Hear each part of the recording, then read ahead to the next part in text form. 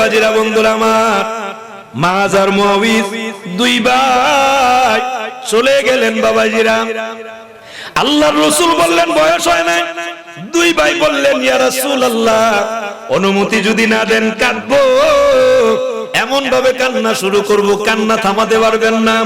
আল্লাহর রাসূল দেখলেন এত উৎসাহ উদ্দীপনা দেখে রাসূল ডাক দিয়ে বললেন, এ মাআজ আর মুআউইজ, আমি তোমাদের দুইজনকে বলি, দুইজন তোমরা কুস্তি লড়বা, দস্তাদস্তি করবা। দুইজন দস্তাদস্তি করে যিনি বিজয়ী হবেন আমি রাসূল তাকে অনুমতি দিয়ে দিব। একটা জবানবন্ধন, একটা আওয়াজ করে বলুন সুবহানাল্লাহ। কি উৎসাহ! এ বাবাজিরা, মাআজ বড়, মুআউইজ ছোট। এবার বড় ভাই ছোট ভাইয়ের সঙ্গে দস্তাদস্তি করতেছে, এমনি ছোট ভাইটা জমিনে পড়ে গেল। জমিনে পড়ে গিয়ে কানের কাছে মুখ লাগায় ডাক দিল, ও ভাই, আমি জানি আপনার সঙ্গে শক্তিতে কোলাতে পারবো না, শক্তিতে আপনার সঙ্গে পারবো না, কিন্তু একটা কৌশল আপনার সাথে করি। আপনি যদি দয়া করে আবার জমিন থেকে উঠে আমাকে ধরার একটু সুযোগ দেন, আপনি মেহেরবানি করে যদি পড়ে যান জমিনের মধ্যে, আল্লাহর রাসূল আপনাকে যেমন অনুমতি দিবেন আমাকেও মাহরুম করবেন না, অনুমতি দিয়ে দিবেন। একটা জবানবন্ধন, একটু জোরে বলুন সুবহানাল্লাহ। চিন্তা করছেন? কিন্তু তাদের ভিতরে রাসূলের প্রেম কি রকম!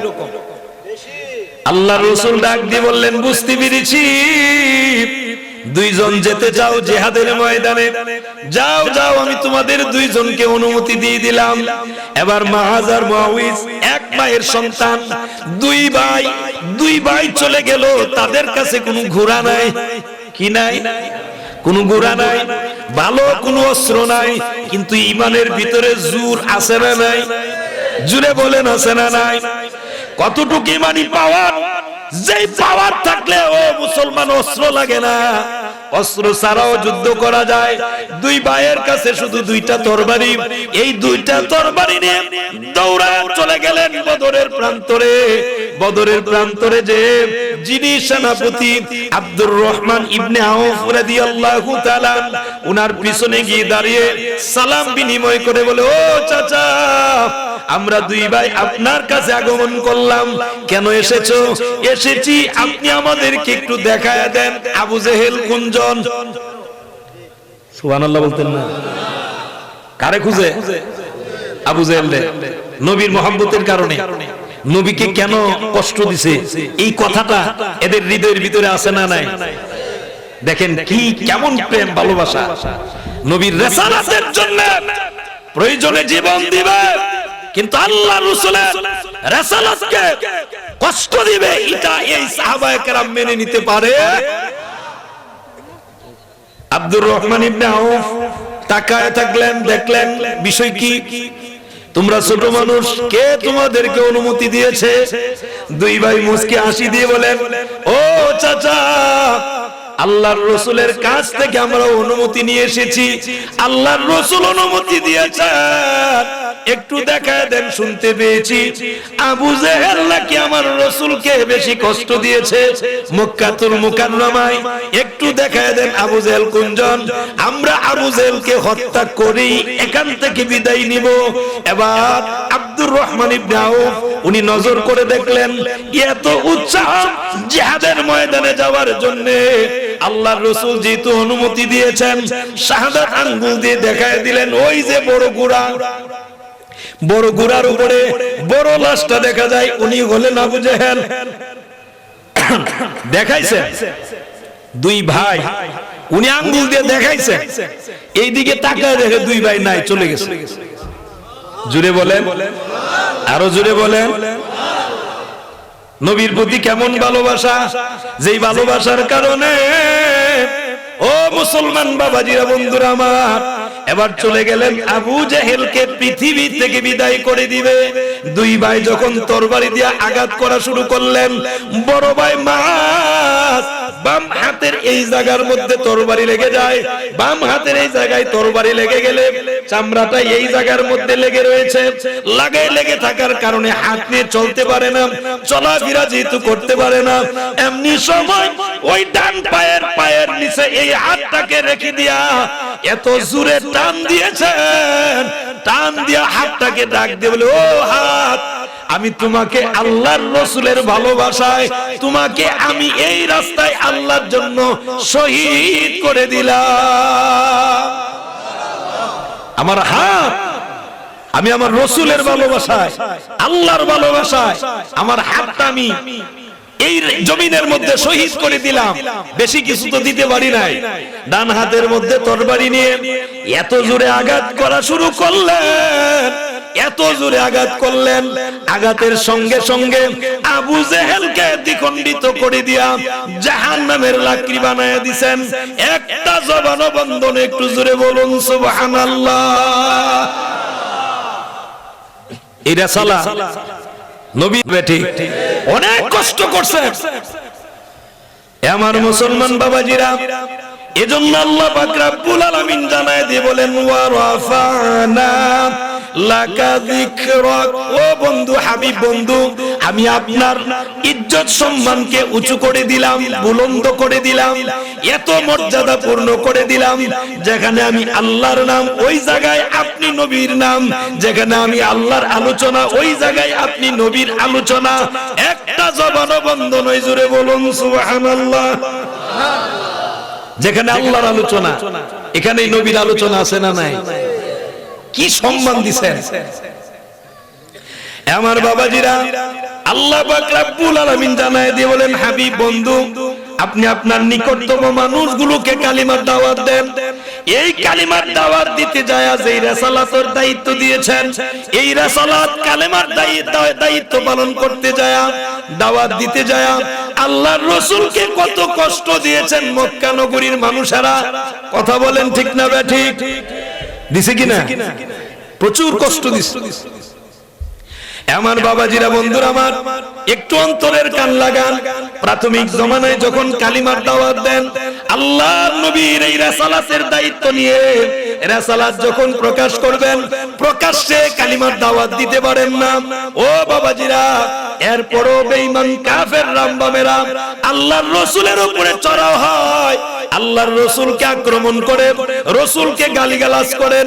এ আমার বাবাজিরা, মক্কা নগরীর সকল বেঈমান কাফেররা একত্রিত হয়ে আল্লাহর রাসূলের একজন চাচা আবু তালিব, সুবহানাল্লাহ তো জোরে বলেন, আবু তালিব, উনার কাছে চলে গেছেন। উনি লিডার, নেতা। তোমার ভাতিজাকে বলো কালিমার দাওয়াত দেওয়া বন্ধ করো। নাউজুবিল্লাহ বলবেন না? এই কালিমার দাওয়াতের জন্যই তো আল্লাহর রাসূলকে আল্লাহ মনোনীত করছেন। কথা বলেন ঠিক না ঠিক? তোমার ভাতিজাকে বলো কালিমার দাওয়াত দিতে পারবে না। কি চায় তোমার ভাতিজা?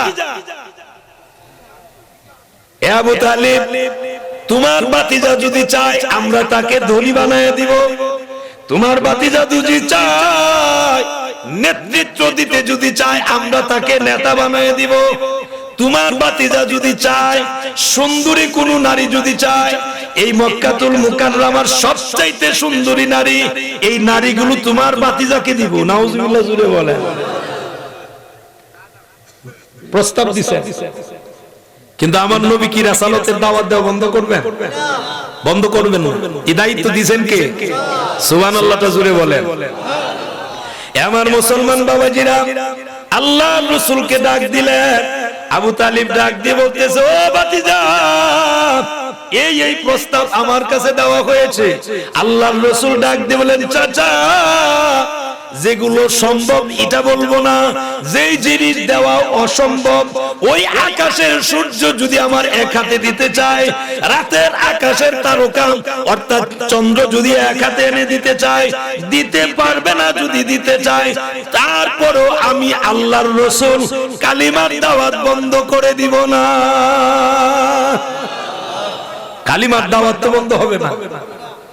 এই দায়িত্ব দিয়েছেন আল্লাহ। তখন কি আল্লাহর রাসূলের সাথে খুব বেশি লোক ছিল?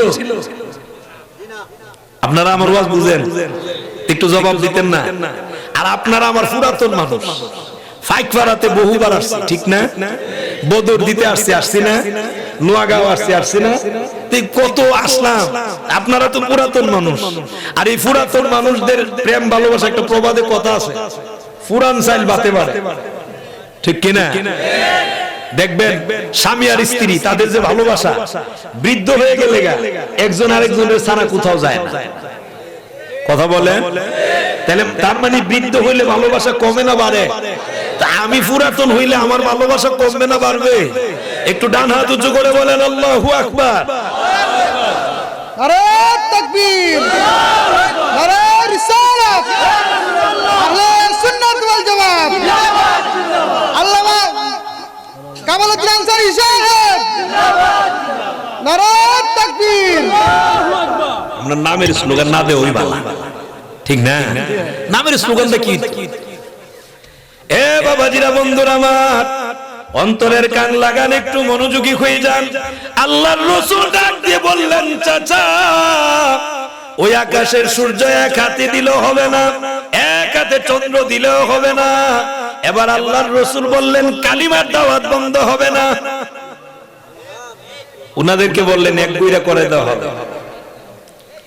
আবু তালিবকে বললেন, তাইলে তোমাদেরকে এক ঘরে করে দেওয়া হবে। আবু তালিব আল্লাহর রাসূলকে এত ভালোবাসতেন, উনার নিজের সন্তান, উনার দুটি সন্তান হযরতে আলী, জাফর ইবনে আবু তালিব, জাফর, এই দুইজন আল্লাহর রাসূলের চাচা আবু তালিবের সন্তান। এদের চাইতেও আল্লাহর রাসূলকে বেশি ভালোবাসতেন। আরো জোরে বলেন সুবহানাল্লাহ, আরেকটু আওয়াজে বলেন আল্লাহু আকবার। আমার বাবাজিরা, বন্ধুরা আমার, অন্তরের কান লাগান। এইভাবে কালিমার দাওয়াত যখন দেওয়া শুরু হয়ে গেল, বেঈমান কাফেরদের উৎপাত এবং কষ্টটা কমছে না বাড়ছে? নবীর সাথে ঈমানদারের সংখ্যা কম না বেশি? একেবারেই নগণ্য, একেবারেই নগণ্য। নবীজির মনে মনে ইচ্ছা আল্লাহর কাছে প্রকাশ করলেন, আল্লাহ দুইজন উমর থেকে যেই কোনো একজন উমর আপনি ইসলামের জন্য কবুল করেন। জুড়ে বলেন, কয়জন উমর? দুইজন। আবু জেহেল একজন উমর, আর খত্তাবের বেটা উমর একজন। এই দুইজন উমর। এই দুইজন উমর থেকে যে কোনো একজন উমরকে ইসলামের জন্য গ্রহণ করতেন। আল্লাহর রাসূলের মনের চাহিদা ছিল খাত্তাবের বেটা উমর যেন ইসলাম গ্রহণ করে। একটু চিল্লায় বলেন সুবহানাল্লাহ। রাসালাতের দাওয়াত চলে। এ বাবাজিরা, বন্ধুরা আমার, বেঈমান কাফেররা চতুর্দিকে যখন আক্রমণ করে, এই দিক দিয়ে আল্লাহ রাসূল রাহমাতুল লিল আলামিন আল্লাহর কাছে দোয়া করলেন। দোয়া যেহেতু কবুল হয়ে গেছে, ওমর ফারুক উনি চলে যাবেন। বেঈমান কাফেররা অ্যানাউন্স করে দিয়েছেন, আব্দুল্লাহর ছেলে মুহাম্মদের গর্দান যে আনতে পারবে তাকে পুরস্কৃত করা হবে। ওমর ফারুক উনি তো খুব রাগী, খুব শক্তিশালী। উনি তখন দাঁড়িয়ে বললেন, আমার দ্বারা সম্ভব। নাউজুবিল্লাহ বলবেন না, আমার দ্বারা সম্ভব। অনুমতি দিবে, আমি আব্দুল্লাহর ছেলে মুহাম্মদের গর্দান কেটে আনবো। ওমর ফারুক বের হলেন, রাঙ্গা তরবারি নিয়ে বের হলেন। রাঙ্গা তরবারি নিয়ে যখন বের হলেন, আল্লাহর রাসূলের গর্দান মুবারক কাটবেন। যেতে যেতেই হঠাৎ করে একজন লোক দেখলেন, উনি নও মুসলিম, কিন্তু ঈমানের কথাটা প্রকাশ করে নাই। উনি জিজ্ঞেস করলেন, ওমর কোথায় যাচ্ছ? তোমার হাতে তরবারি দেখা যায়। উনি বললেন, আমি যাচ্ছি আব্দুল্লাহর ছেলে মুহাম্মদ তার গর্দানটা কাটার জন্য।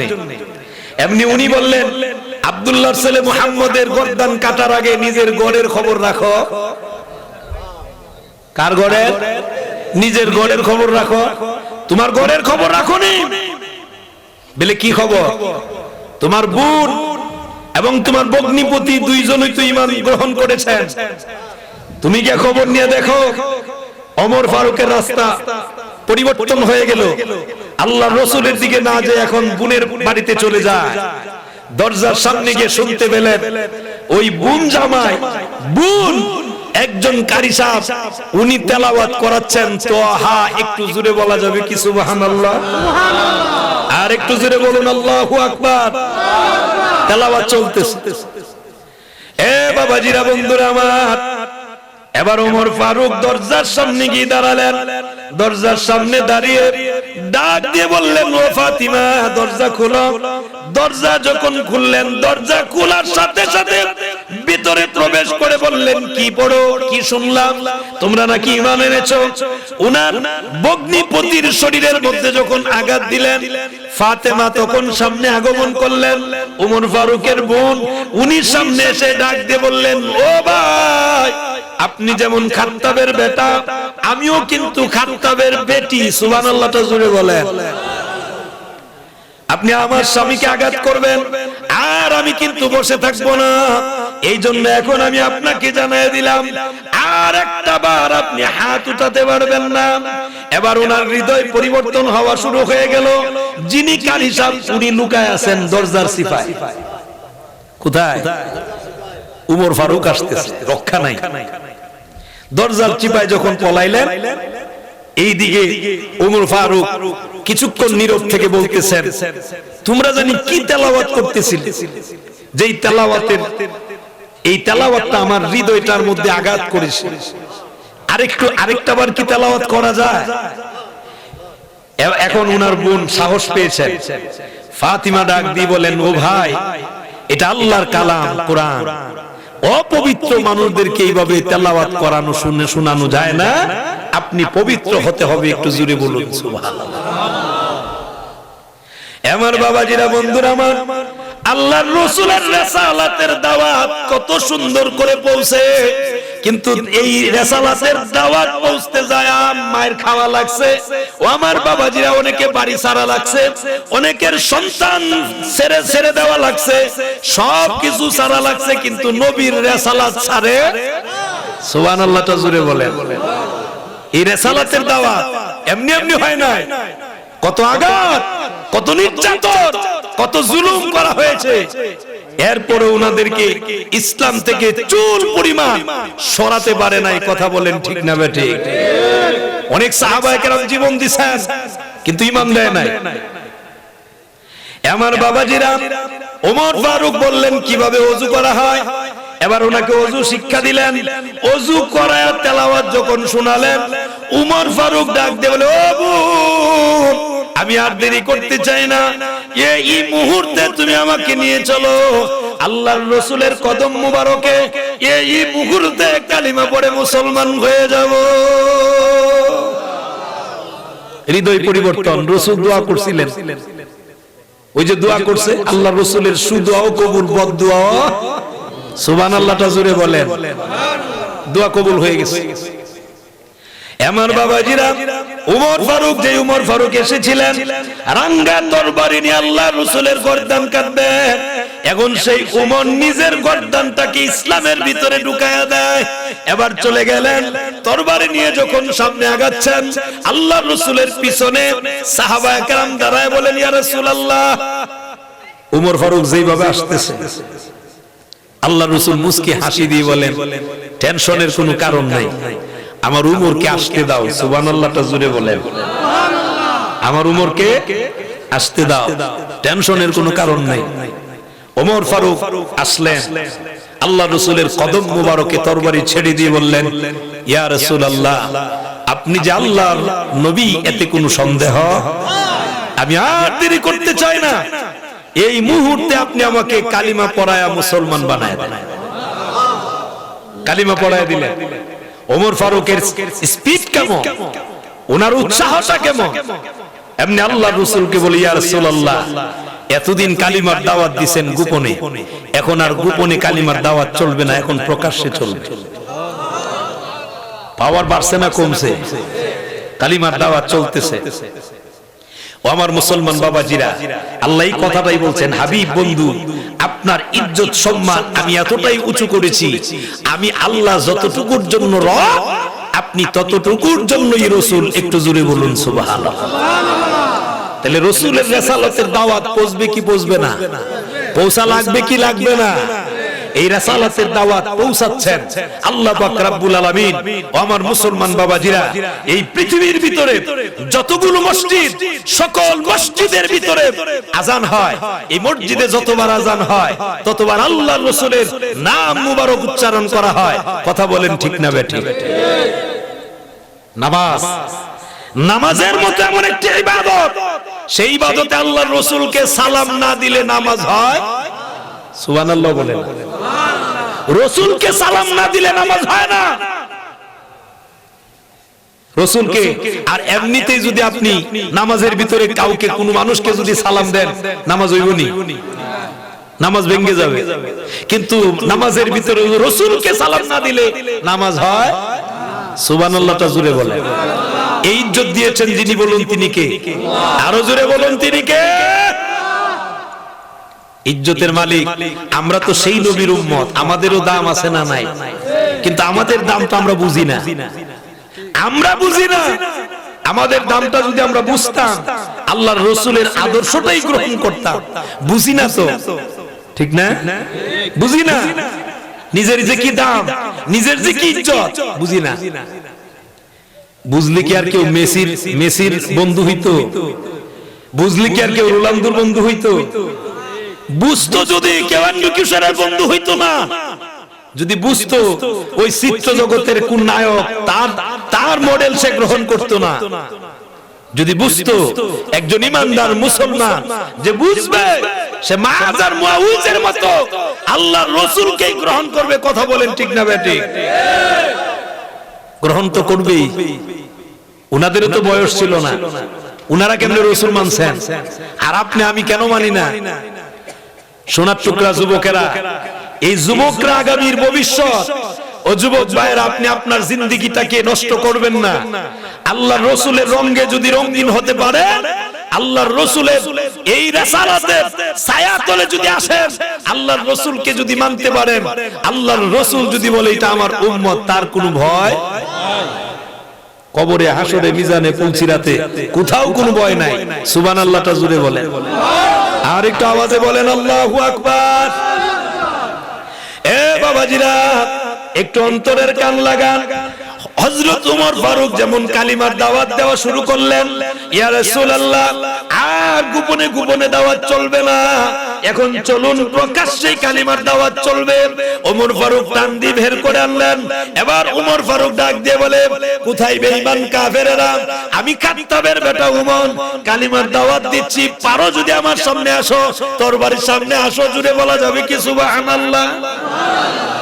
আল্লাহ রাসূল বললেন, ওমর, তরবারি দিয়ে কালিমার দাওয়াত চলবে না। তরবারি দিয়া কালিমার দাওয়াত দিতে হবে নরম। সুবহানাল্লাহ তাজুরে বলেন। তরবারি দিয়া দাওয়াত দিলে তো এটা আক্রমণ করা হয়, ঠিক কি না? আল্লাহ বলেন, হাবিব বন্ধু, আমি আপনারে দারোগা বানায় পাঠাইছি না, কাউরে মাইরা পিটায়া ইসলামে আনার জন্য দায়িত্ব দেই নাই। আমি আপনাকে দায়িত্ব দিয়েছি, আপনার দায়িত্ব আপনি শুধু দাওয়াত পৌঁছায়া দিবেন। সুবহানাল্লাহ বলতেন না? আপনার দায়িত্ব দাওয়াত পৌঁছায়া দেওয়া, গ্রহণ করা না করা এটা তাদের বিষয়, ঠিক কি না? যে গ্রহণ করবে সে সৌভাগ্যবান, যে গ্রহণ করবে না তার জন্য জাহান্নাম প্রস্তুত আছে না নাই? আবু বকর সিদ্দিক রাসূলকে মানছে কি মানে নাই? জুড়ে বলেন, মানছে কি মানে নাই? কিভাবে মানছে?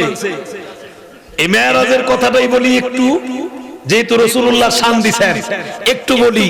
আল্লাহর রাসূল আসলেন, বর্ণনা দিবেন বেঈমান কাফেরদের কাছে, আমি মেরাজে গিয়েছিলাম। সুবহানাল্লাহটা জুড়ে বলেন। এরা তো এমনি রাসূলকে দেখতে পারে না। আবু বকর সিদ্দিক গিয়া বলছেন, আবু বকর সিদ্দিক বলছেন, এই কথা কি আমার রাসূল বলছেন?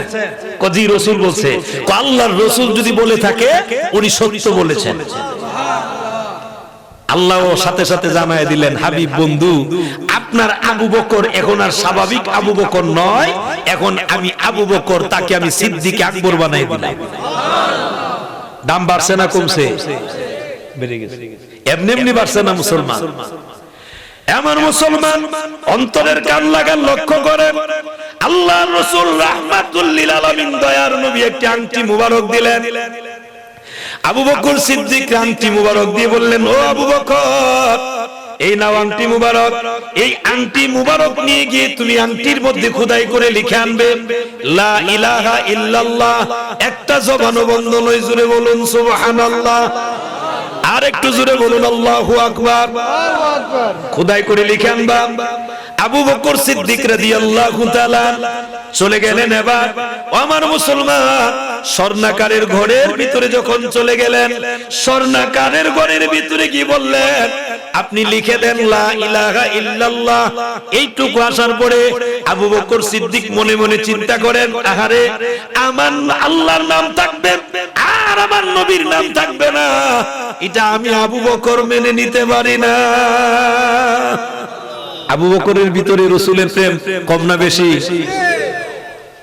এই নাম লা ইলাহা ইল্লাল্লাহ কালিমার অর্ধেক থাকবে আর বাকি অর্ধেকটা থাকবে না, এটা আমি আবু বকর মেনে নিতে পারি না। এজন্য আবার স্বর্ণাকারে ডাক দিয়ে বললেন, ও স্বর্ণাকার, লা ইলাহা ইল্লাল্লাহ এটা আল্লাহর রাসূল বলছেন লিখে দিবা, আর মুহাম্মাদুর রাসূলুল্লাহ এটা লিখে দিবা আমি আবু বকর বললাম। আরো জোরে। আবু বকরের প্রেম দেখে আমার আল্লাহ খুশি না বেজা? জুড়ে বলেন খুশি না বেজা? ও আজকে আর একটু চলতুনি না সাইডা দিতাম? চলতো?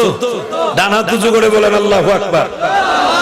ঘুমান যাইতো না, অনেকে হাত উঠাইছে না, এরা চালাক মানুষ তো, অনেকে হাত উঠাইছে না। এই মিয়া, এই হাত উঠাইলে এটা একটা সাক্ষী আপনি জান্নাতের বাগানে হাত উঠাইছেন। এই হাতটা উঠাইছেন আল্লাহর রাজি আর খুশি করার জন্য। যদি আল্লাহ খুশি হয় আপনার কপালে জান্নাত আছে না নাই? এখন মনে চাইলে উড়ান, না হইলে না উড়ান। নারায়ে তাকবীর, নারায়ে রিসালাত, আহলে সুন্নাত ওয়াল জামাত, সুন্নি মহাসম্মেলন। আপনারা খুশি না বেজার? আপনাদের গ্রামের কৃতি সন্তান মুকদ্দস ভাই, এই লোকটা আলেম উলামাদেরকে এত ভালোবাসে, উলামায়ে কেরামদের সাথে তার একটা এত সম্পর্ক, হৃদয়ের টান। মারহাবা বলবেন না? এই যে বিদেশ বাড়িতে থাকে, এরপরও মাঝে মাঝে ফোন দিবে, খোঁজ খবর নিবে, কথাবার্তা বলবে, অনেক কথাবার্তাই বলে। এই যে উলামায়ে কেরামের সাথে তার একটা মহব্বত, যার সাথে যার মহব্বত তার সাথেই তার হাসন। সুবহানাল্লাহ বলতেন না? ওই যে দেখেন না, তার ছেলে আইসা বসে রইছে। মারহাবা কোন? আরো জোরে বলেন না মারহাবা। আল্লাহ কবুল করুক, সকলে বলে আমিন। আমার মুসলমানেরা, আবু বকর সিদ্দিক যখন বললেন লা ইলাহা ইল্লাল্লাহ নবীর পক্ষ থেকে আর মুহাম্মাদুর রাসূলুল্লাহ এটা আমার পক্ষ থেকে, আল্লাহ পাক রব্বুল আলামিন বললেন, জিবরাইল যেহেতু আমার আবু বকর আমার নবীরে ভালোবাসে, আমার কাছ থেকে জুদা করতে রাজি না, আমি আল্লাহ আবু বকরের নামটা এই আংটির মধ্যে ঢুকায়া দিলাম। আবু বকরের নাম স্বয়ং আল্লাহ ঢুকাই দিয়েছেন। আল্লাহ কম ভালোবাসে না বেশি ভালোবাসে? সুবহানাল্লাহটা জোরে বলেন। আংটি নিয়ে আসছে, আল্লাহ রসুলের কাছে দিয়েছে। নবীজির কাছে দেওয়ার সাথে সাথে আল্লাহ রসুল বললেন, আবু বকর আমি তো এতটুকু লেখার কথা বলি নাই যে ইয়া রাসূলুল্লাহ কি লিখছি, লা ইলাহা ইল্লাল্লাহ আমি এতটুকু বলছিলাম। কই ইয়া রাসূলুল্লাহ আপনি নবীর নাম মুবারক, আল্লাহর নাম যেখানে আপনার নাম সেখানে, আর আপনার নাম মুবারক থাকবে না, এটা আমি আবু বকর মানতে পারি? কেমনে মানি? মানার তো প্রশ্নই উঠে না। আল্লাহর রাসূল খুশি হয়ে গেলেন, মুস্কি হাসি দিলেন। এবার বলেন, তোমার নামও যে লেখলা? আবু বকর সিদ্দিক বলেন, ইয়া রাসূলুল্লাহ আল্লাহর কসম আমি আমার নাম লিখি নাই। সাথে সাথে আল্লাহ জিবরাইল পাঠাই দিবেন, আল্লাহর হাবিবের কাছে পাঠায় দিয়ে বলেন, ওগো আমার দুস্থ বন্ধু, আপনি আপনার নাম আমার নাম লেখার জন্য পাঠিয়ে দিয়েছিলেন, আর উনি আমার নাম লিখছে কিন্তু আপনার নামটা জুদা করে নাই, এই জন্য আমি আল্লাহ জিবরাইলকে পাঠায়া দিয়া এই আংটির ভিতরে আবু বকরের নামটা ঢুকিয়ে দিয়েছি। সুবহানাল্লাহ। দাম বাড়ছে না কমছে? সুবহানাল্লাহটা জোরে বলবেন না? এমন মুসলমান লক্ষ্য করেন, এই কালিমার দাওয়াত দিবে, আল্লাহর নবীর রাসালাতের দাওয়াত দিবে, এই রাসালাতের দাওয়াত দিতে যায় কত কষ্ট করেছেন এই আবু বকর সিদ্দিক। ও মুসলমান বাবাজিরা, আবু বকর সিদ্দিক রাদিয়াল্লাহু তাআলা প্রাথমিক পর্যায়ে কালিমার দাওয়াত দিবেন, মক্কার চত্বরে দাঁড়ায়া আল্লাহর রাসূল যখন কালিমার দাওয়াত দেয়, বেঈমান কাফেররা আবু বকর সিদ্দিকের উপরে নির্যাতন শুরু করে দিল। আমার মুসলমান, ওই মুহূর্তে ওই যেই জায়গায় আপনার ব্যবসায়িক কাজে যায়, সুবহানাল্লাহটা জোরে বলেন, ব্যবসায়িক কাফেলা কিছু লোক আসছে, এরা আয়েশা এদের সামনে গিয়ে দাঁড়াইছে, আবু বকরকে আর মারবেন না, মার বন্ধ করেন, আর না হয় সিরিয়াতে যদি আপনারা যান আপনাদের অবস্থা ভালো হবে না, আপনাদের সাথে আমরা ব্যবসা করব না। কারণ আবু বকর সিদ্দিক উনি একজন সম্ভ্রান্ত পরিবারের সন্তান। সুবহানাল্লাহটা জোরে বলুন। এই সম্ভ্রান্ত পরিবারের সন্তান, তার সাথে এইরকম আচরণ করা চলে না। কিন্তু কালিমার দাওয়াত দিতে দেয় না, রক্তাক্ত হয়ে গেছে। আবু বকরের মা আবু বকর সিদ্দিকরে যখন রুমের ভিতরে নিছেন, তখন আবু বকরের মা মুসলমান হন। সুবহানাল্লাহটা জোরে বলবেন, আর একটু জোরে বলেন আল্লাহু আকবার। আমার মুসলমান লক্ষ্য করেন, আবু বকরের মা এক গ্লাস দুধ গরম করে নিয়ে গেছে সন্তানের সামনে, সন্তানকে ডাক দিয়ে বলে, ও আবু বকর, এতগুলো আঘাত করেছে, তোমার শরীর থেকে রক্ত বের হয়েছে, আমি তোমার মা সহ্য করতে পারি না, এই নাও এক গ্লাস দুধ গরম করে আনলাম, এই দুধটুকু তুমি পান করো।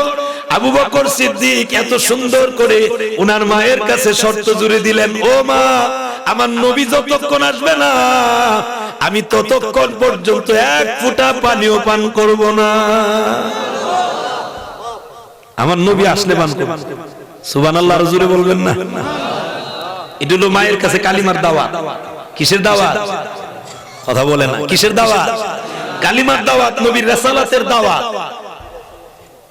নবীর রাসালাতের দাওয়াত যখন দিলেন, আবু বকর সিদ্দিকের মা ডেকে বললেন, রে সন্তান, আমি তোমার দাওয়াতটা কেমনে পৌঁছাইতাম, আমি তো মুশরিকা। উনি বললেন, আপনি না আমারে মায়া করেন, আপনি যদি আমারে মায়া করেন, আপনি যদি চান আমি কিছু পান করি, তাহলে আপনি আমার রাসূলের কাছে সংবাদ নিয়ে যেতে হবে। আবু বকর সিদ্দিকের মা রওনা দিয়েছেন, এই দিক দিয়ে আমার আল্লাহ আবু বকরের এই খবর আল্লাহর রাসূলের কাছে পৌঁছায় দিয়েছে। আরো জোরে বলেন।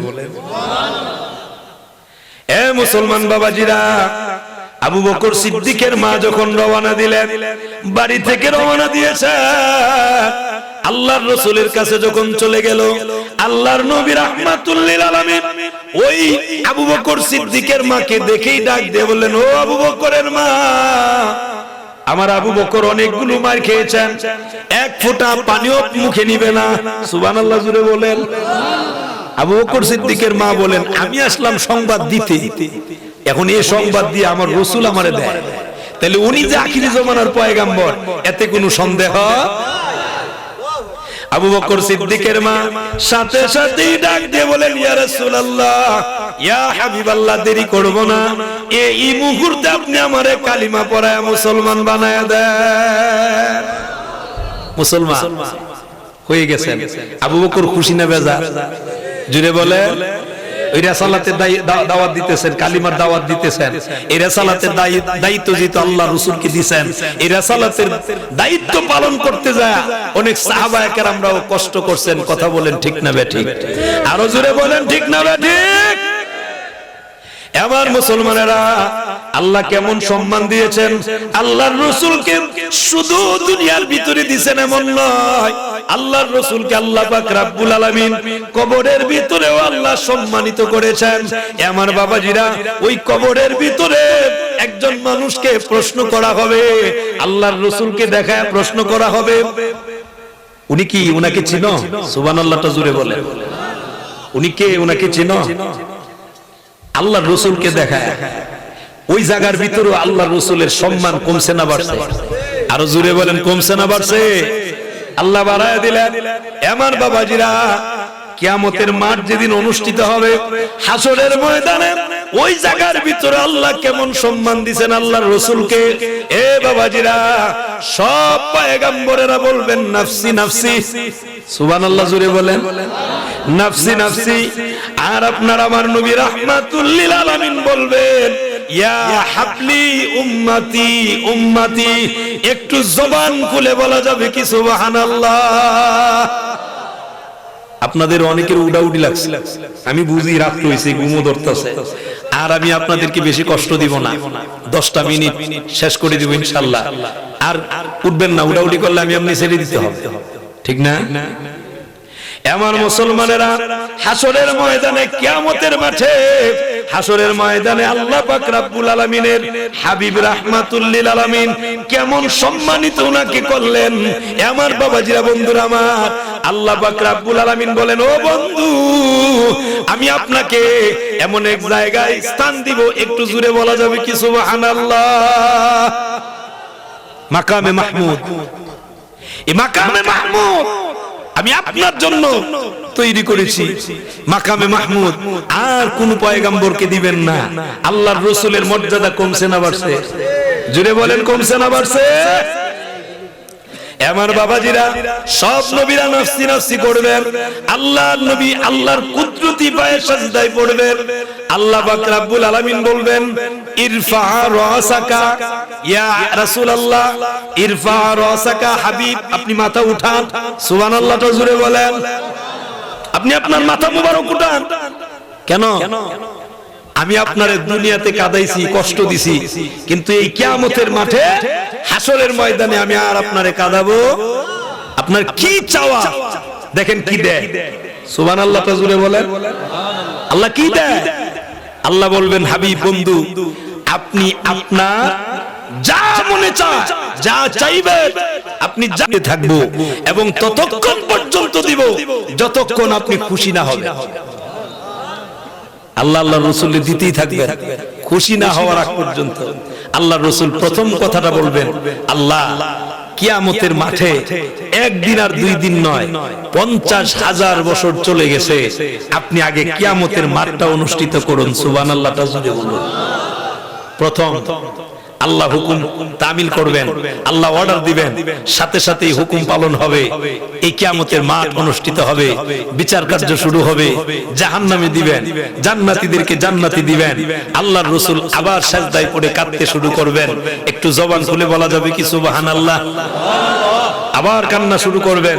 আল্লাহ পাক রব্বুল আলামিন বলবেন, হাবিব বন্ধু, আপনি কাঁদবেন না, আপনার কাঁদার কোনো দরকার নাই। আপনি কি চান?